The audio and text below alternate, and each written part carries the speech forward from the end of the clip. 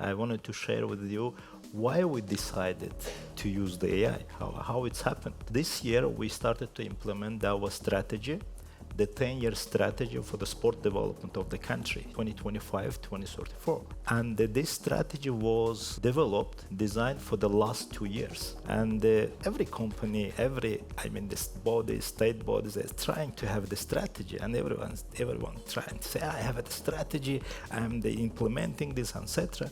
But even during the development the strategy, we understood that one of the main issue is trusted data, it's real data. And that's why we decided to build a 10 models system, and the AI will be on the upper layer of this knowledge graph. In this case, in Azerbaijan, for us, it's a little bit easy because of the president of the country has signed a decree about the AI and the implementation of AI in there.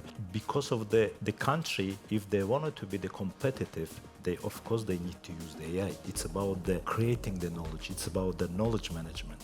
Of course, we can't decline this. And it's very important about how these state bodies will use the AI.